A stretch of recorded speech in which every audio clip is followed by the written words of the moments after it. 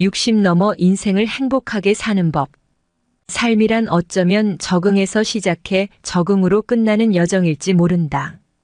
엄마의 태중에서 세상 밖으로 나왔을 때 마주하는 충격이 적응의 출발점이라면 노년기의 다양한 변화들에 적응하는 시기는 한 생애를 갈무리해 가는 지점이라고 볼 수 있다. 시기가 언제이든 인생의 고비마다 겪는 적응의 문제가 어렵기는 마찬가지이겠지만 노년기에 경험하는 삶의 변화들은 인간의 능력으로 감당하기 힘든 경우가 많다. 예컨대 노화가 진행되면서 만성질환은 늘어나고 본인과 배우자의 심각한 질병 또는 사별을 경험할 수 있다. 자녀들은 독립해 나가고 가까운 지인들로부터는 부흥 소식을 접하기 시작한다.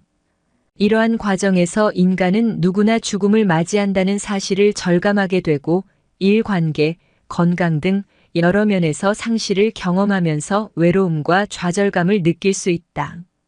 독신인 경우 고독감과 우울감이 더 깊어질 수 있고 노년기에 내려놓아야 할 것들에 제대로 적응하지 못하면 극단적인 경우 자살을 선택할 수도 있다. 실제로 우리나라는 OECD 회원국 가운데 자살률이 가장 높다. 통계청의 발표에 따르면 지난해 자살률 인구 10만 명당 자살자 수이 28.1명으로 전년도에 31.7명 대비 11.8% 감소했다고 하지만 여전히 OECD 회원국 평균 자살률 12.5명의 2배가 넘는다.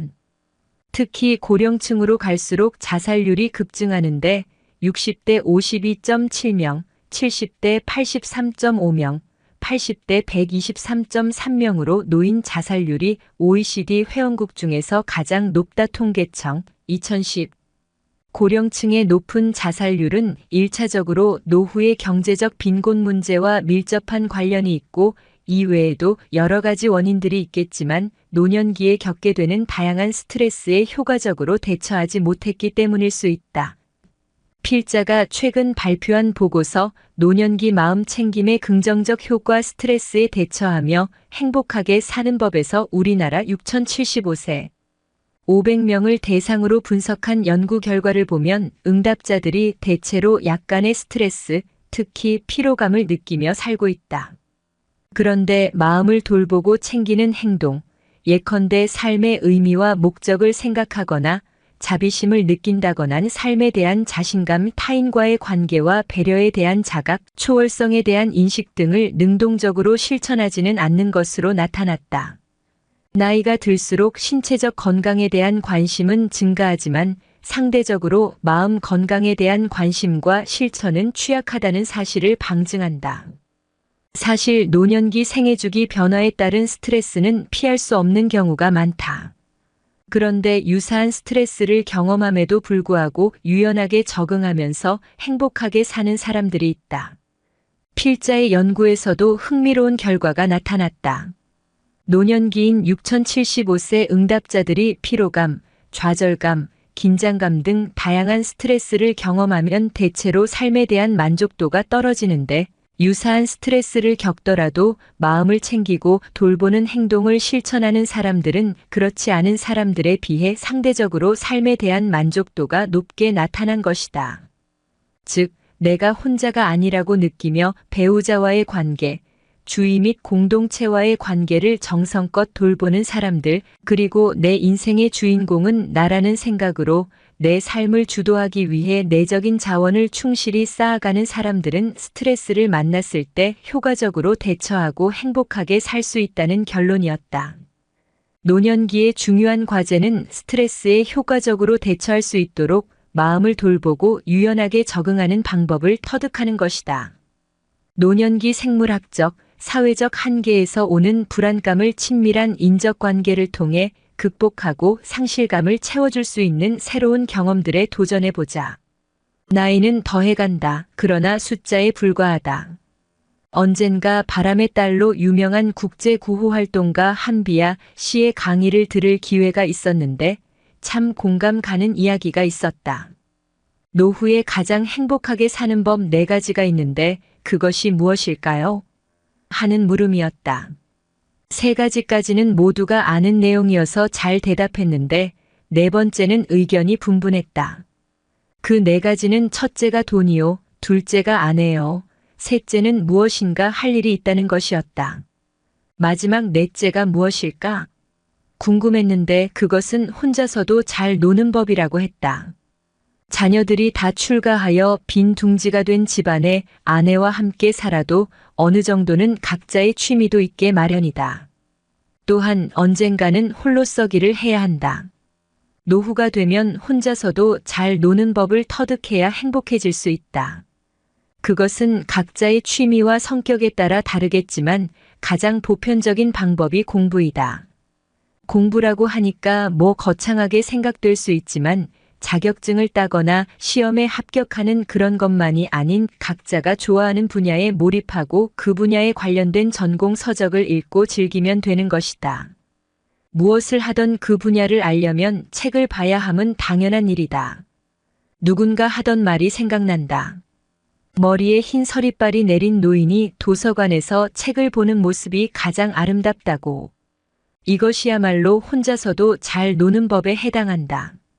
그림을 좋아하면 그림을 그리면서 세계 유명한 화가에 관련된 책을 탐독하고 그림이 전시되고 있는 박물관을 탐방할 수 있다면 금상첨화일 것이다. 팝송을 좋아하면 올드팝부터 현재 유행하는 팝송까지 섭렵하고 특별히 좋아하는 가수들의 콘서트를 참가하는 것도 또 다른 재미가 있을 것이다. 농사를 짓는 사람은 농사에 대해서 공부하는 것이다. 남들이 하는 대로 따라서 하는 어쩔 수 없는 농사가 아니다. 씨앗 하나를 뿌려도 토양의 질을 달리해서 그 발화를 살펴보고 기후에 따라 자라는 모양도 관찰해보면 최적의 조건은 무엇인지 살펴보는 것이다. 이미 연구해 놓은 책들을 탐독하고 그보다 더 좋은 방법은 없는지 다른 방법도 연구해 보는 것이다. 어떤 조건에서 파종하고 물을 주고 거름을 해야 최고의 소출을 낼 수 있는지 찾아보는 것이다. 조선의 실학자 정약용 선생이 18년간 유배 생활을 하며 생계가 어려워 닭을 키우는 아들에게 보낸 편지를 보면 어떻게 처세를 해야 하는지 명확하게 나온다. 유형지 강진에서 다사는 둘째 아들 하규가 닭을 키운다는 소식을 듣고 편지를 쓴다. 내가 닭을 기른다는 말을 들었는데 닭을 기르는 것은 참으로 좋은 일이다. 하지만 이 중에도 품이 있고 저속하며 깨끗하고 더러운 등의 차이가 있다. 진실로 농서를 잘 읽어서 그 좋은 방법을 선택하여 시험해 보되 색깔과 종류로 구별해 보기도 하고 회를 다르게도 만들어 사양 관리를 특별히 해서 남의 집 닭보다 더 살찌고 더 번식하게 하며 또 간혹 씨를 지어서 닭의 정경을 읊어 그 일로써 그 일을 풀어버리는 것, 이것이 바로 독서한 사람이 양계하는 법이다. 라고 했다. 이왕 닭을 기를 바에야 연구하여 품종을 개량하여 남의 집 닭보다 살찌고 번식력이 강한 닭을 기르고 여가의 닭 기르는 책인 개경을 저술하라고 했다. 다산의 글 속에는 행복에 이를 수 있는 비법이 다 들어있는 듯하다.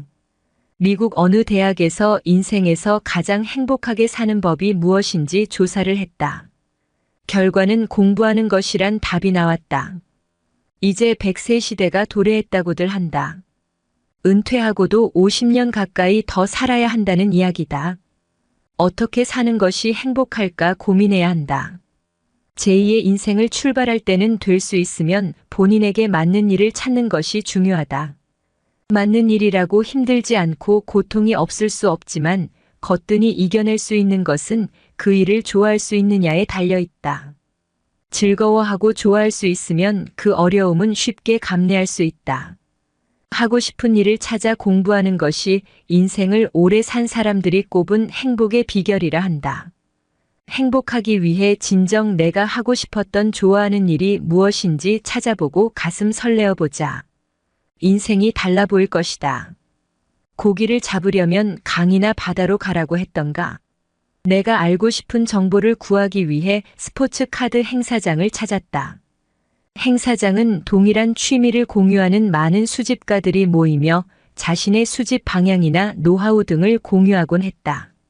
싱글 카드를 어느 채널을 통해 거래하는 것이 좋을지 그리고 얼마만큼 수익을 낼 수 있을지 궁금했다. 행사장에서 간단히 점심을 해결하기 위해 홀로 카드팩을 뜯고 있는 60세 중반으로 보이는 아저씨 옆에 앉았다. 그리고 그로부터 자신의 카드 수집 목적 및 내력부터 수익을 남길 수 있는 거래 방식 등에 대해 듣게 되었다. 자네 주식 거래해봤나? 내 주식을 본격적으로 시작한 지는 얼마 안 됐지만 조금씩 공부하며 투자하고 있습니다. 스포츠 카드도 주식시장과 매우 유사해. 주식시장에서 아마존이나 테슬라 같은 기업의 주가는 상대적으로 비싸잖아. 스포츠 카드도 마찬가지야. 브랜드의 시리즈, 종목, 선수, 포지션, 소속팀 밸류 등에 따라 가격의 차이가 있어. 그리고 시기에 따라 가격의 오르내림도 있어.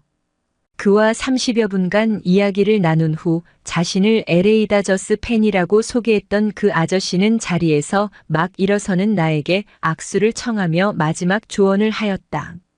나이가 들어서도 꼭 취미 활동을 하시게. 취미가 있으면 친구가 없어도 행복할 수 있네.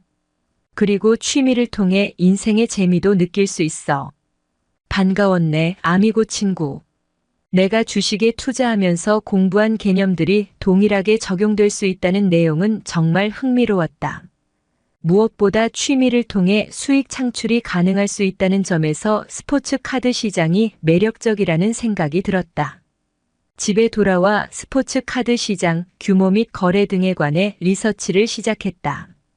결국 본격적으로 스포츠 카드 수집을 넘어 투자적 관점에서 접근하기 시작했다.